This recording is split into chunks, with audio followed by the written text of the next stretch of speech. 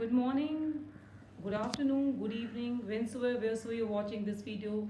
Welcome to the third video of units and dimension.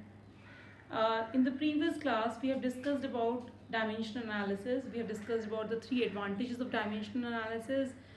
First was to check the correctness of a formula, second was to derive a formula, and the third one was to convert one system of units to another. Now we come to certain limitations of dimension analysis. We are coming to limitations of dimensional analysis.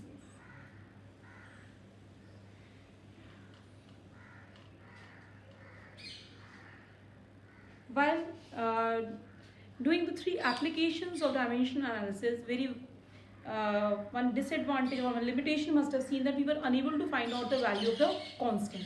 Like we have done t is equal to 2 pi under root of L by G. That 2 pi, which is a constant, which is dimensionless, unitless, we are unable to find out the value of that constant. So very first disadvantage is it is unable to find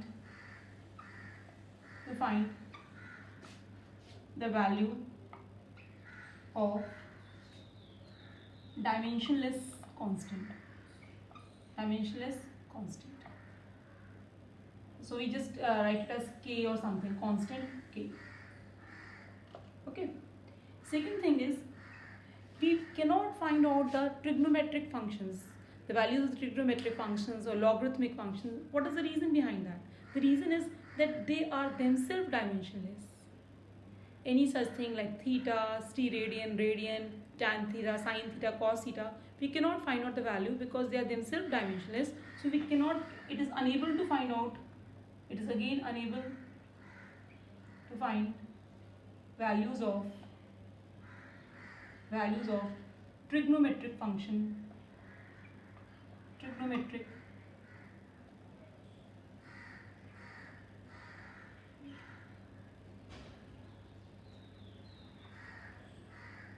and exponential functions.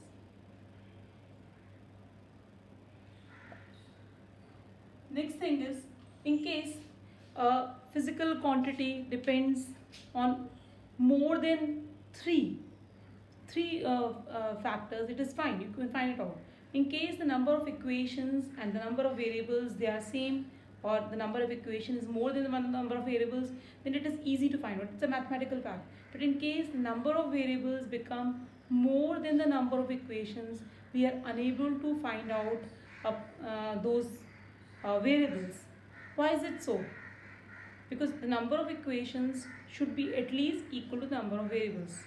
Like if you have a linear equation in one variable, if you have an equation in one variable, you can easily find out using one equation. If you have got a linear equation in two variables, then you at least require two equations to solve it. In case you get a linear equation in three variables, you require at least three equations to solve it. So in such a case, if I have a number of variables, more than three variables, let's say x, y, z and t, four variables, but what are we doing? Everywhere we're comparing m, l and t, only three things. So how will we get the values of the three things? Because we will be getting only three equations, and in case the number of variables is more than three, then it becomes difficult. So third point, it is not possible to get the values of variables. It is not possible to find the equation if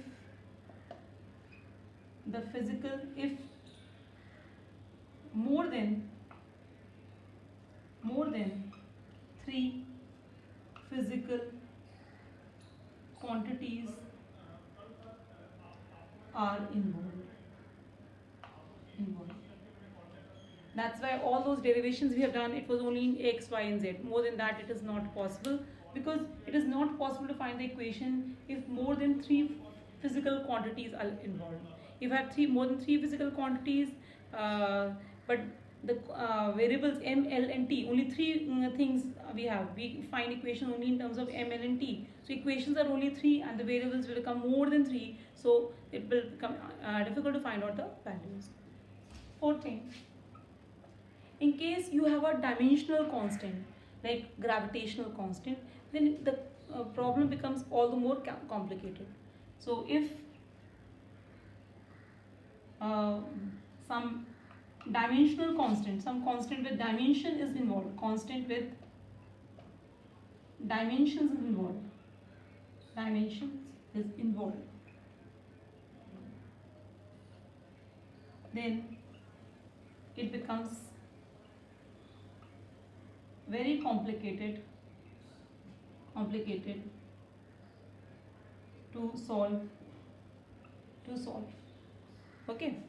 And fifth, so I just, it is unable to find out the value of dimensionless constant like k. For example, in case of 10 time period, we have 2 pi under root of L by G. I am unable to find out this value of this. If I have kinetic energy, it is half mv square.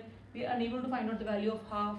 So how do we find out these values? We find it by experiment. Like every time we get kinetic energy is proportional is equal to mv square, k times mv square. But whenever we are changing m and v regularly, the kinetic energy becomes half of that factor, mv square. So this is how through experiments we'll find out the values of constant. Second thing, it is unable to find the values of trigonometric, logarithmic and exponential functions, because trigonometric function itself, it's a ratio which does not have any unit. Third thing, it is not possible to find the equations if more than 3 physical quantities are involved. I told you before, like the equations which are there, they are just on comparing the dimensions according to the principle of homogeneity of principle. We are comparing the powers of m, l and t, so we get only 3 equations. So in case more than 3 physical quantities are involved, then we will not be able to solve those equations. Fourth is, if some constant with a dimension is involved, then it becomes very complicated to solve that equation. So it is becomes very difficult to derive that relation. Now I come to the next part.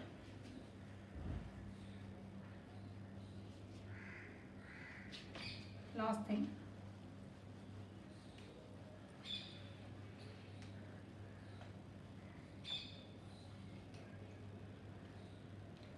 In case a physical quantity is formed due to sum or difference of 2 other physical quantities. For example, I'll just give you an example first. For example, S is equal to ut plus half at square. It involves sum of 2 other physical quantities. Although these have dimensions of S only and this also has got dimensions of S only. But in case a physical quantity is sum or difference of 2 other physical quantities, then again we cannot solve. So I'll just write, if a physical quantity is sum or difference of 2 physical quantities, obviously they will be having the same dimensions, quantities, then we are unable to solve it. So these are the 5 disadvantages or limitations of dimensional analysis. Okay. Now we come to the next topic. Next topic is significant figures.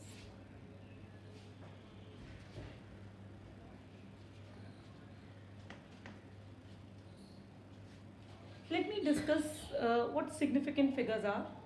Then we come to the rules. Significant figures.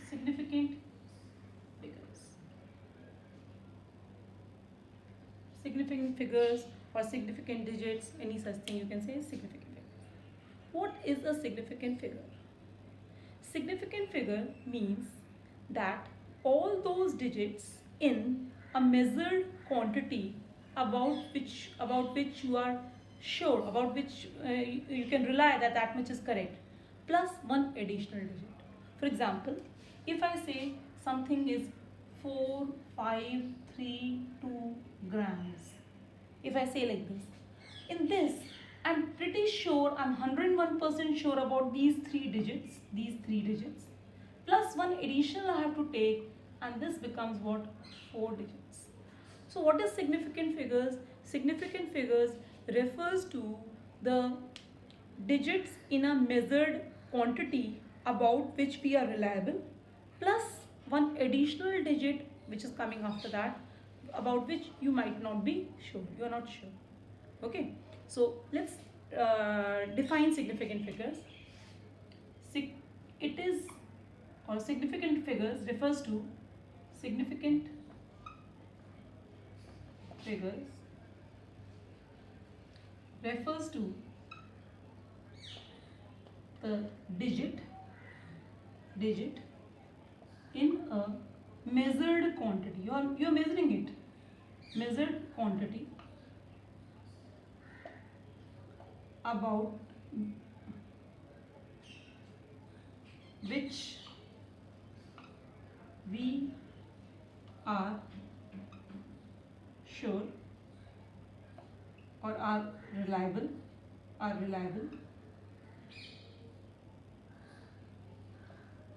plus, and or I'll say in addition to one more digit about which we are not sure. Okay, so in a measured quantity, if something is 4532 grams, I will be 100% sure that 453 is correct. Only the second digit which I am talking about, it might not be reliable. So how many significant figures are there in it? 1, 2, 3, 4. Okay. Now there are certain rules for, I just repeat, okay. Significant figure refers to the digits in a measured quantity about which we are 100% sure, about which we can say they are reliable, plus one additional digit to it. Okay, like I'm giving this example, it is 4532. How many significant figures are here? 3 about which we are reliable, second about which I'm not reliable. Similarly, if I write a number 3078, how many reliable digits? These 3 for sure, and this is 1 plus. So for 307 I'm relying on it, 100% sure, and 8 is one additional digit. Now let's do certain more examples to be sure with it.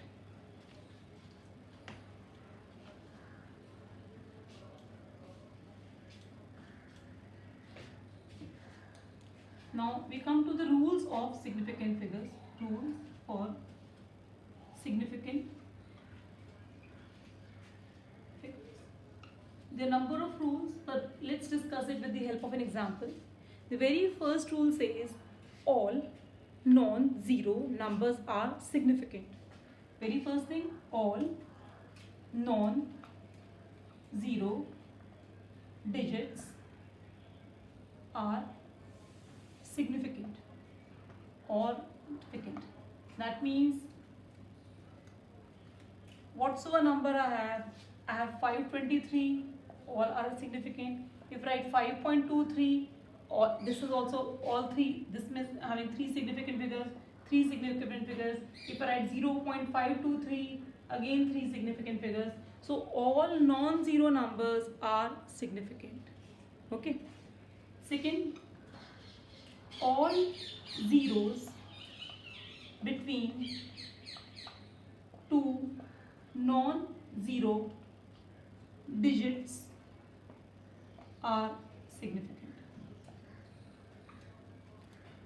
That means if a 0 is there between two non-zero numbers, that becomes significant. If I like 5023, if I write 5203, or if I write 5.023, or if I write 5.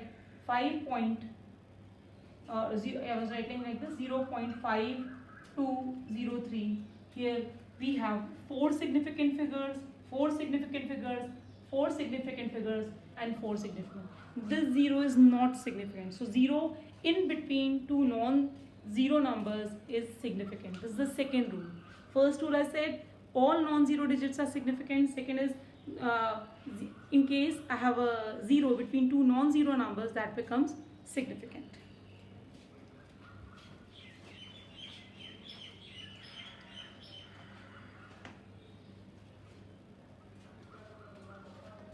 Now let's come to the third rule. Third rule says that zeros to the right of non-zero number, non-zero digit is insignificant. Insignificant. But it has a condition. I'll tell you what it is.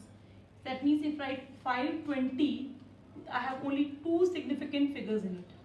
But if I write 520 kg, then I have three significant figures. What does it mean? All zeros to the right of non-zero digit is significant. If unit is mentioned, it is mentioned, then that zero is significant. This is what you can see. Okay. Or if I write 520 point, if I put a decimal, then again it will become significant. If decimal is there after 0, then 0 is significant. I hope you got my point. Here there was just 520, no decimal, no unit. So here the 0 was insignificant. But if I am writing 520 kg, then this 0 becomes significant and it becomes three significant figures. Similarly, I have put a decimal over here, so all these three numbers are significant. So number of significant figures in this is 2, here 3, here 3. If I have written 4200, how many significant figures? Only 2. If I write 4200 kg, 4 significant figures. If I write 4200 point something, 0 point something, then it becomes again 4 significant figures. Is it clear? Here 2, here 4 and here 4. That's what I'm telling you. In case there is a 0 after a non-zero number towards right, but there is no decimal, no unit, then that 0 is insignificant. If a decimal is there or a unit is there, then it becomes significant. We come to the fourth rule now.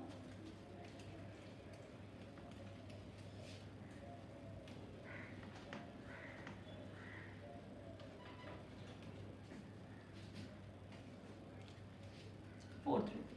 Zeros to the right of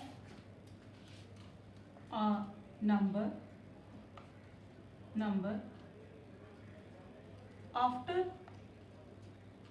decimal is significant. What does it mean? It means if I am writing 0.530, then this 0 is significant. That means how many significant figures are there? There are 3 significant figures. Why? Because this 0 is significant. On the other side, in case zeros between decimal and non-zero number or non-zero digit, right of a 0 is right of a digit after that. Okay, zeros between decimal and non-zero digit is insignificant. What does it mean? It means 0.053 if I am writing, then this 0 is insignificant. What does it mean? How many significant figures are there now? Only 2. If I write 0.00530, that means these 2 zeros are insignificant. Only these 3 numbers, even the 0 will be significant. So 1, 2, 3, how many significant figures? 3 significant figures. I repeat, zeros to the right of a digit after decimal is significant. Like if I am writing zeros to the right of a digit after decimal. First of all, decimal is there, then some digit is there, then 0 is there, then that 0 is significant.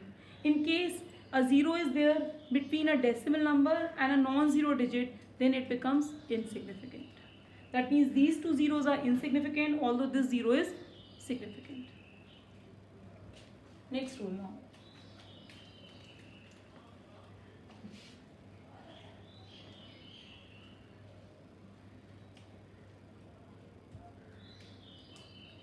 Sixth, number of significant figures,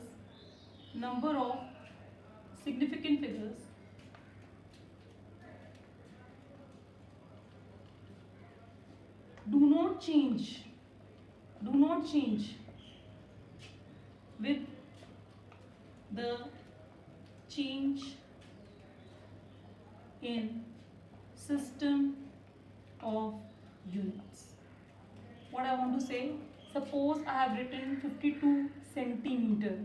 If I have written 52 centimeter, how many significant figures are here? 2.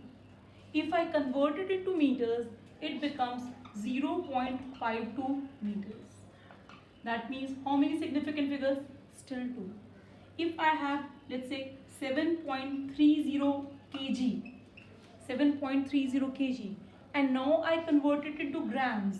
If I convert it into grams, how much it will become? It should be multiplied with 1000. So I can just write it as 7.30 10 raised to power 3. So here these three numbers will remain significant. They will, because it is 7.30, these three numbers will remain significant. So here also three significant figures, here also three significant figures, it will not change.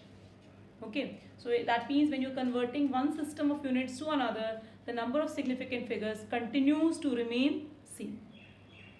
Next rule now.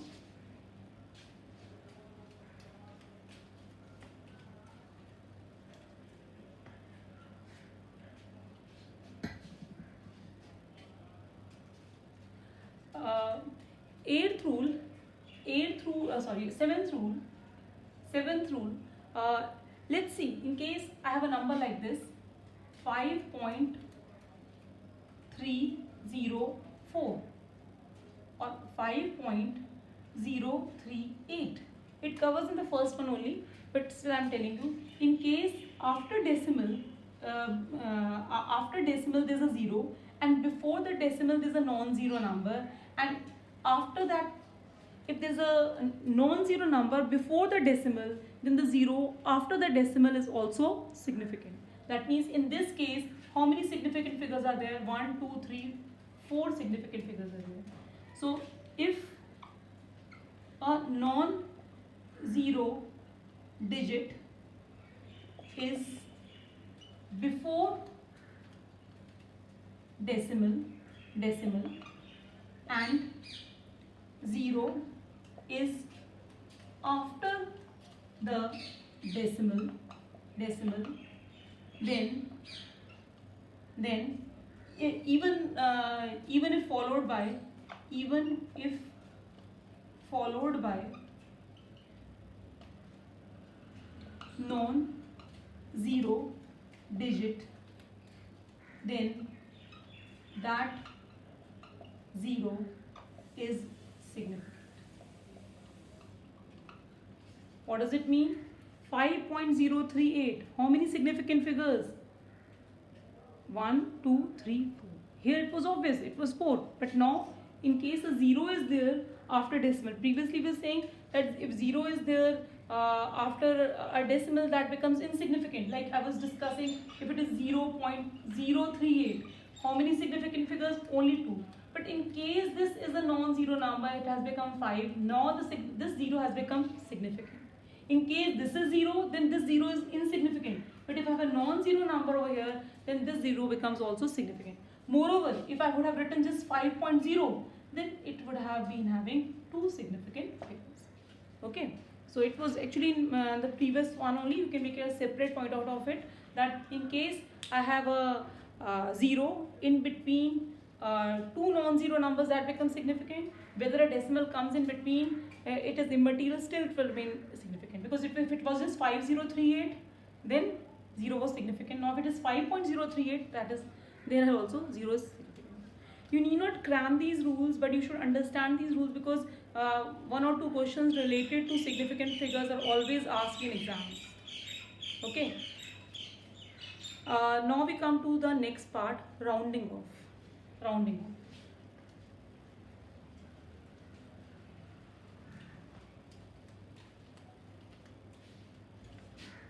Yes, we assume that we know rounding off. What is rounding off? Most of you will say in case someone has got 12.5 marks, it should be counted as 13. If it is 12.2, it should be counted as 12. That's what it is. But there's a little bit more to it. That's what we're going to see. What is rounding off? Rounding off. There are basically four rules of rounding off. Very first rule everyone knows. I'll make it 5 now. If the number to be left is less than 5, then the preceding number उससे पहले आने वाला number number remains same. ये सबको समझ में आता होगा. If I have number 5.67 and I want the answer 67, let's say 673, the number is this, and आपसे कहते हैं इसको round off करो 3 digit तक, 3 significant figures तक, only 3 significant figures, मतलब बस यहीं तक आपको खत्म करना है. तो आप क्या कहोगे? It is equal to 5.67. आपका ये 7 नंबर वैसे के वैसे रहेगा. And how many significant figures? 3 significant figures.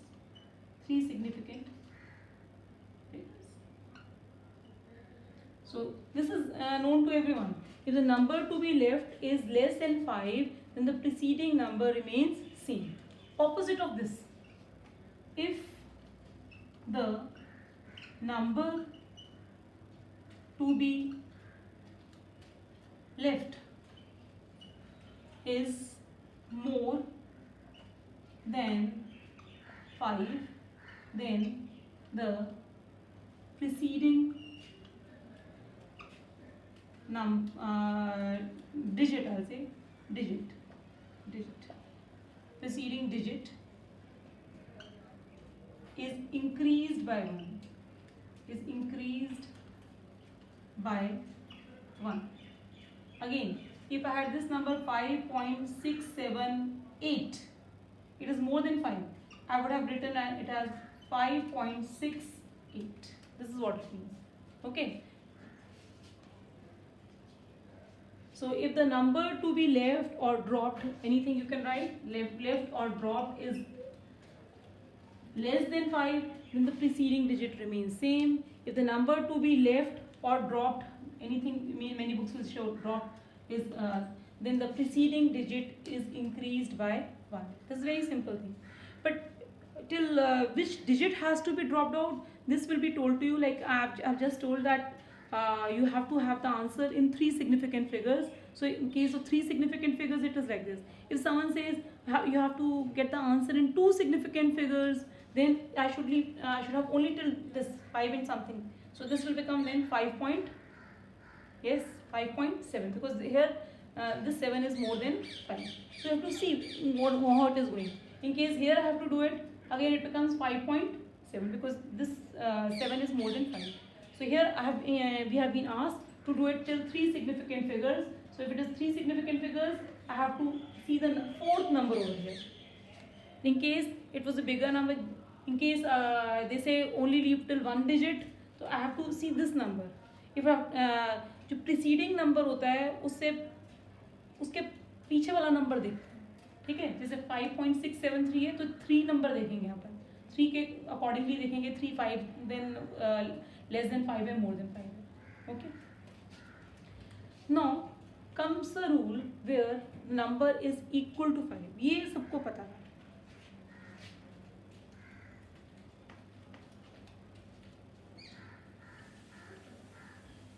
Now next, third rule. If the number, if the digit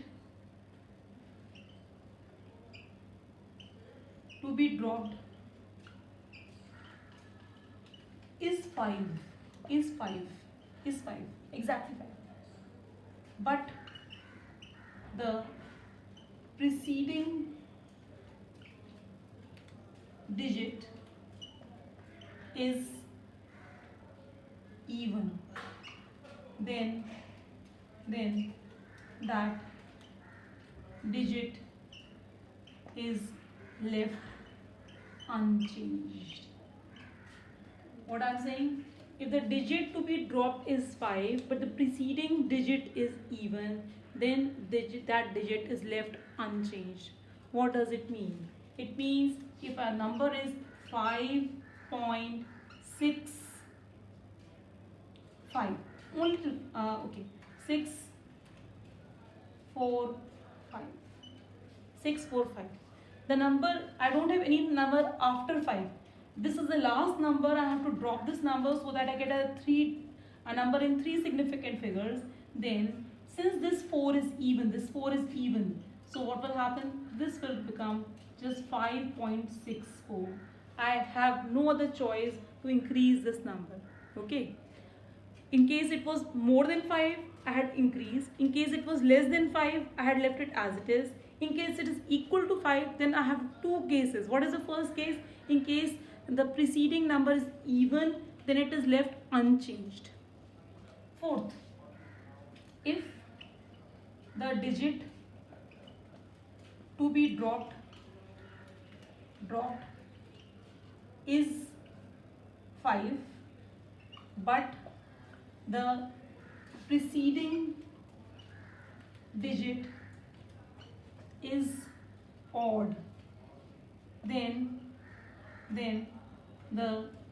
that digit is increased by 1. What does it mean? If it is 5.675, it means an odd number. This is an odd number. Since it is odd, now it becomes 5.66. So in case it's an odd number, then only we are increasing it by 1. Condition being the last digit over here is 5 and there is no other number after 5. Fine. Now I come to the fifth point. Quickly let me revise. If the last digit is less than 5, then we are increasing the preceding number. We are not increasing the preceding number at all. In case the last digit is more than 5, we are increasing the preceding digit by 1. If in case the last digit is 5 and no number is after that and the preceding number is even, then that even digit is remaining unchanged. In case the last digit is 5 with no other number at the back and the preceding number is odd, then we increase that number by 1. Okay. Fifth point.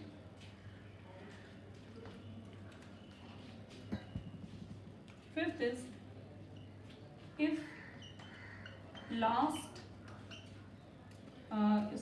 if the digit to be dropped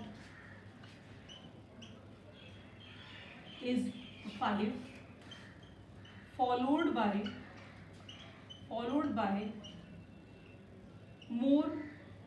one or more digits, one or more digit, then preceding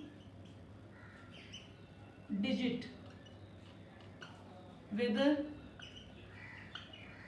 odd or even, is increased by 1. Is increased by 1. What does it mean? It means if the number is let's just write 73452 and I want the number in 3 digit and I have to, that means drop till this number, but 5 is having another number after it, 2 over, so it becomes 734, 4 will become what here, 5. In case I was having 73752 something like this. Again, if I wanted a 3 digit number, this 7 would have also been increased. It would have become 738. This is what it means. 5 के पीछे कोई अगर number है तो आगे even हो odd है, ये वाले जो थर्ड और फोर्थ रूल एप्लीकेबल ही नहीं होंगे, वो अपने आप इंक्रीज हो जाएगा एक और नंबर से। अगर लास्ट डिजिट 5 है, उसके पीछे कुछ भी नहीं है और पहले वाला नंबर ऑड है, तब तो इंक्रीज होगा, अगर इवन है तो प्रीसीडिंग नंबर इंक्रीज नहीं होगा। Okay, this is what we have in rounding of.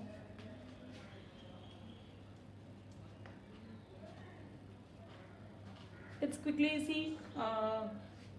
What I want is you should solve it till 4 significant figures. Let me see how many significant figures are there.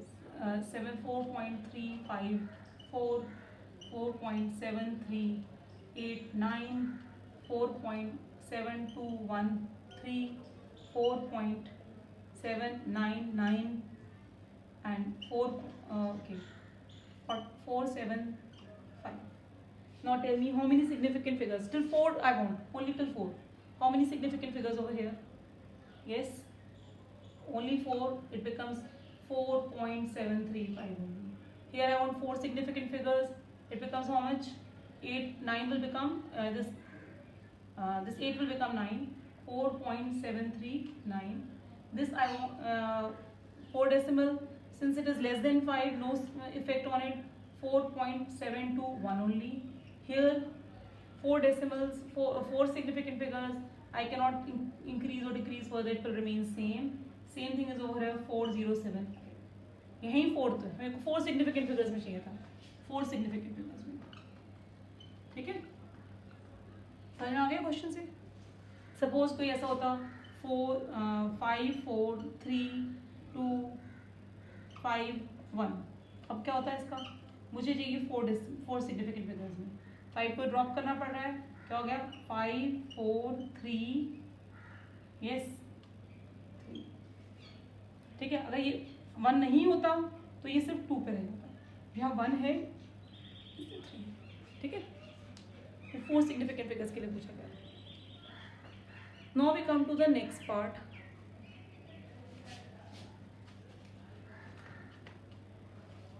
Yes, it's a common observation, like during examination children always ask, ma'am, we have to solve till how many decimal? How many decimal? They say, ma'am, 2 decimal will be fine, 3 decimal, 5 decimal. Many students are very hardworking, they solve answers till 7 8 9 decimals also. Okay, now there's a rule, but many teachers they suggest, okay, 2 decimal, 3 decimal, but there's a rule. You need not ask any of the teachers, chemistry or physics teachers, that till what decimal point you have to solve or till what significant figures you have to solve. Like in any mathematical operation, whether it is multiplication, division, addition, subtraction, any such mathematical operation, the significant figure is decided by the data which is given to you, the measured values which are given to you. For example, if I am given the length is equal to, let's say, 7.32 meters, okay, and let's say breadth of a particular thing is given as 2.0 meters. Now what should be my answer? In case someone asks me what is a perimeter, I'll say it is equal to L plus B 2 times. So I'll solve like this, 2, L is 7.32 plus 2.0, so it becomes 2, it becomes 9.32. I'll multiply now, 3 to the 2 to the 4, 3 to the 6, 9 to the 18, I'll say 18.64 centimeter. But am I correct? No, I'm not correct. Why? How many significant figures are here? 3. How many significant figures are here? 2. That means the accuracy in our case for measuring breadth is only till 1 decimal. How many significant figures? 2 significant figures are there. So I should get the answer also in a similar way. Are you getting my point? So in case the instrument you are measuring is accurate only till 1 decimal, how can your answer, which is of the combined thing, can be accurate till 2 decimals? Is it clear? So I need to round off this thing, I need to remove this thing completely. Okay, the number of significant figures which you have in a particular data, the same significant figures you should be having in case of your final answer. Similarly, in case I take another one, in case I have to find out area is length into breadth, so I'll multiply the two, I'll write 7.32 into 2.0. Okay, so I'll just multiply 2 to the 4, then it is 3 to the 6, 7 to the 14. 14.64 I've just multiplied, so it becomes 2 decimal. 2 decimal. I should, how many significant figures? Here I'm getting 4 significant figures. 4 significant figures. It is good enough. In case it was 2.1 or something, I would have got answer somewhere in many more figures. But what, how many minimum significant figures are you having? 2 significant figures minimum. So out of the data which is given to us, the measured values which we have, we see which one has which of the given data has got minimum number of significant figures. Accordingly we decide the answer. So it is that in all arithmetic operations, in addition, subtraction, multiplication, the final result should be reported to the same number of decimal places as that of the original number with minimum number of decimal places. That means in this case I should write the answer as 18.6. Okay, and here the answer is coming as, here the answer is coming as what? 14.6. Why? Because the minimum number of, I have to go by this. So what is this rule? This rule is for arithmetic operations. Significant figures in all arithmetic operations should be such that the final result should be having the same number of decimal places as that of the original number with minimum number of decimal places. I'll just write the statement. Have you understood? Like in this case there are 2 decimals, there are 1 decimal, so the final answer should come to 1 decimal only. Similarly here there are 2 decimals, this is 1 decimal, the final answer should come in 1 decimal because this width is having 1 decimal. In case the length was, I take the same value 57.32 and breadth was 2.1. Just imagine the answer you would have got 7.32 and becomes 2.1. So it would have been 732 into, then I'll just write 1, 4, 6, 4. So it becomes 2, 7, 6, 6, 12, 13, 4, 5 and 1. So it would have been 3 decimals. But I can't use this third last 2 places of these 2 decimals. So my answer would have been just 15.3 meters square. That's it. Okay. So just let's write on the statement. Have you understood? We'll see what is the decimal in the given data which we have, and the minimum number of decimal places we have to consider. Like here 2 decimal, only 1 decimal is there, so final answer should come in 1 decimal.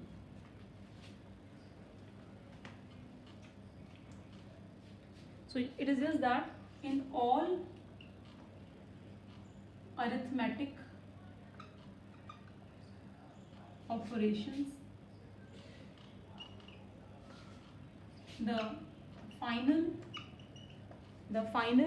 value, the final result should be reported. The final result should be reported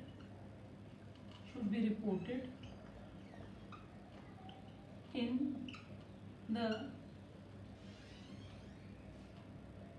same number of decimal places as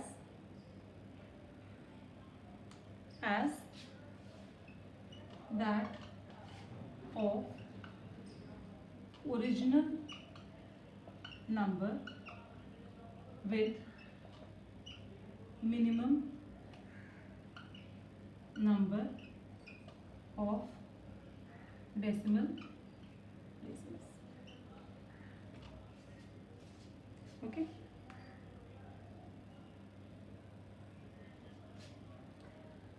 Now we come to the next part.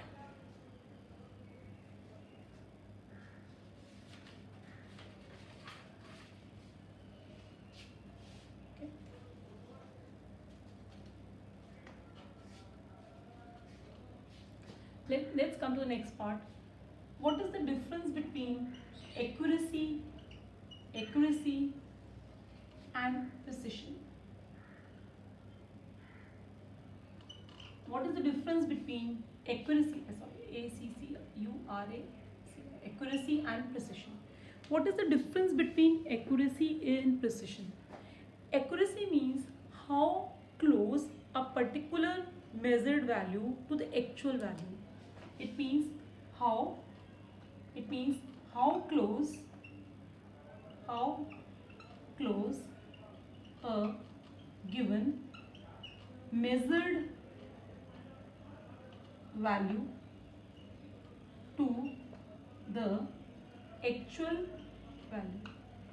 For example, if acceleration due to gravity is 9.8 meter per second square and two students are solving the answer, one student gets 9.8, okay, 9.7 meter per second square, and there's another student who is getting the answer as 10 meter per 10.0 meter per second square. Another child is getting the answer as 9.9 meter per second square. Now, who is accurate? Who is accurate? Who is accurate? Out of these, the one who is getting 9.7 meter per second square and 9.9 meters per second square are more accurate than the person who is getting as 10.0 meter per second square. Okay. Okay, let's take another choice. There's a child who is getting the value as, let's say, till 2 decimals. 3 students are getting till 2 decimals. Suppose there's another student who gets it at 9.81 meter per second square. Another person gets it at 9.78 meter per second square. And there's another person 10.0 meter per second square. That means all 3 students are solving with a instrument which is giving answer till 2 decimals. But still, out of these, the first one is most accurate because his value is very close to the actual value. This is the actual value. This is the actual value of acceleration due to gravity. You all know this. Now, the student who is getting is at 9.8 meter per second square. He is more accurate, although all of them they using the same instrument which is giving answer till 2 decimal. But out of all of them are equally precise. But this one who is getting 9.8 meter per second square is more accurate. Accuracy means how close the answer is to the actual value. Now, what is precision? Precision means how precise or how what sort of instrument that person is using so that the reading is more resolved. It has got a more resolution. More resolution means the lesser the least count, more will be the precision. That means if I have a simple scale and this is 0, I'll just give you an example, and it has got 10, 3, 4, 5, 6, 7, 8, 9. There are 10 markings in between, so its least count is equal to the 1 centimeter divided by 10, that means 0.1 centimeter. His least count is that. Now, there's another person who is having a similar scale, but between 0 and 1, there are just 5 divisions. 1, 2, 3, 4, okay, it comes 5 divisions. So here, his least count will be equal to 1 centimeter divided by 5, which becomes 0.2 centimeter. There's another person who has a scale like this. Between 0 and 1, there are 20 divisions. 20 divisions. So his accuracy, his least count is LC is equal to 1 by 20, which becomes 0.05 centimeter. Out of this, this person has got the least count. So his readings will be more precise, more precise. I'm not using the word accurate. More precise. This person is using 0.2. This is the highest least count. So his readings will be comparatively less precise, and this one is a mediocre person, somewhere between these two. So lesser the least count, more is the precise. What is resolution? Resolution means here this 1 centimeter has been resolved into 10 parts. This 1 centimeter has been resolved into 5 parts. Here 1 centimeter has been resolved into 20 parts. So more the divisions are there, that means more resolution and more is the precision. Okay. So what is precision? Precision refers to the resolution to which a quantity is measured. It refers to the resolutions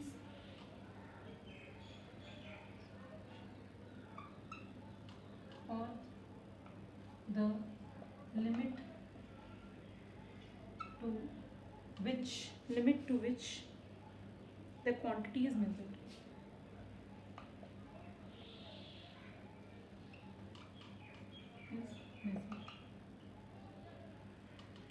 Lesser the least count, more precise is the reading. More precise is the reading. Okay. So just now we have done the difference between accuracy and precision. Accuracy means how close a reading is to the actual value. कितनी पास है हमारी reading actual value से. Precision means हमने जो अपना scale है उसको उतना रेजोल्यूशन दे रखा है, उसके जो पार्ट्स हैं उनको कितना ज़्यादा हमने सब डिवाइड कर रखा है, जितनी उसकी कम लीस्ट काउंट होगी उतना ज़्यादा वो और प्रिसाइज होगा. जैसे पहला वाला स्केल है जिसके अंदर 100 रेजोल्यूशन है वो 2 डेसिमल तक कर रहा है, दूसरा वाला जो है वो 0.2 तक कर रहा है, और जो लास्ट वाला हम लिखा था 0.1 तक लिखा है. तो जितना कम लीस्ट काउंट होगा उसका उतना अच्छा रेजोल्यूशन होगा और उतना अच्छा प्रिसाइज उसकी रीडिंग होगी.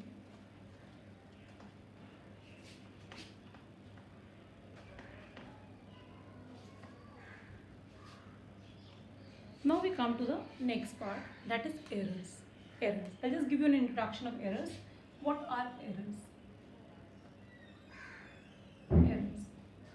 Basically, whenever you are measuring a particular physical quantity, your answer might not be the same as the actual value. The difference between the actual value and the measured value is the error. So what is error? Error is equal to the actual value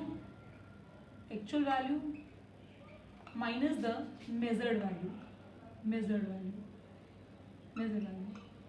For example, actual value of acceleration to gravity is 8.8 meter per second square, and you are getting the value is 9.7 meter per second square.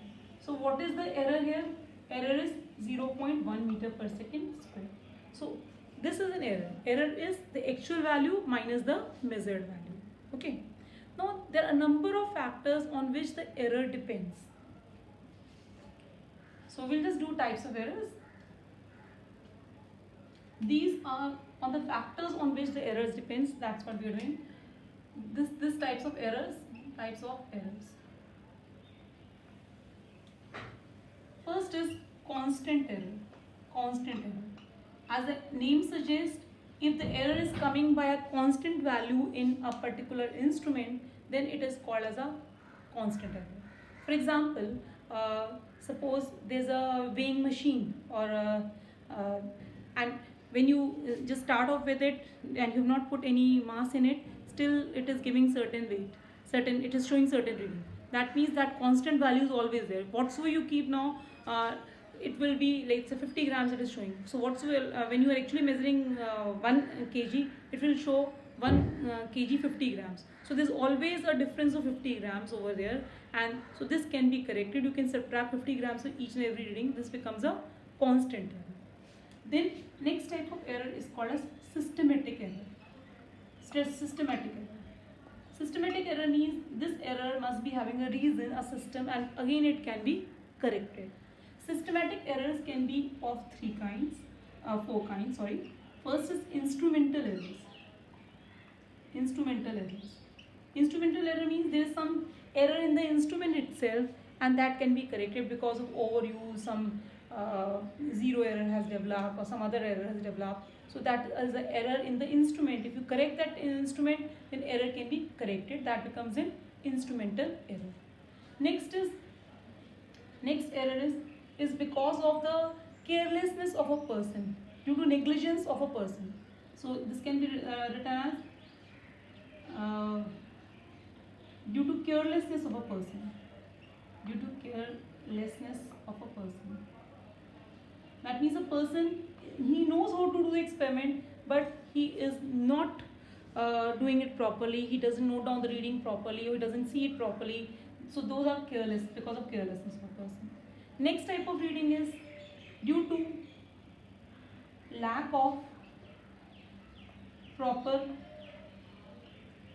experimental technique. Experimental technique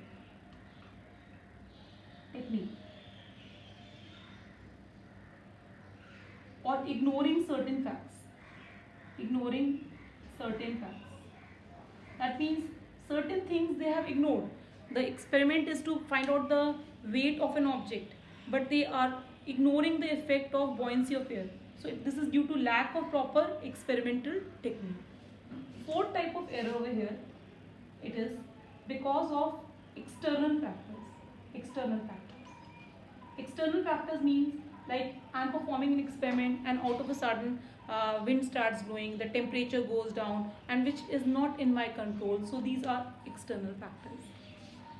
Third type of error is random error. Random error. Random error means the error whose cause is not known to us. Like a child is there, he's coming to school every day on time, and by chance on the day of checking he comes late. So it was not in his hands. Like every time he was coming on time and one day he's late, we cannot advise him get up early or any such thing, because all those days he was coming regularly. So random errors cannot be corrected. Constant error were corrected, because in case there's a difference in the actual value and the measured value by a certain amount every time, you can subtract it or you can add it. That becomes a constant error. Instrumental error was when instrumental was faulty, you correct the instrument and things become fine, it becomes an instrumental error. Due to carelessness of a person needs to be more careful, and that error can be avoided. Due to lack of proper experimental technique, like certain facts have been ignored, if you consider those facts and you're taking those precautions, then that can also be controlled. External factors means external change in the temperature, wind, pressure, something. So if you're doing an experiment in proper experimental conditions, then again you can overcome these errors also. But what about random errors? Random errors are not, the actual cause is not known, so that can be corrected. So these are also called as chance errors. So the best way to come out of these is that you can just minimize these errors. You cannot correct these errors, you can only minimize these errors. How? By performing the same experiment again and again, and taking the average of all the readings. So these are the different types of errors. Now in the next class we'll be doing propagation of errors in detail. Thank you and have a nice time.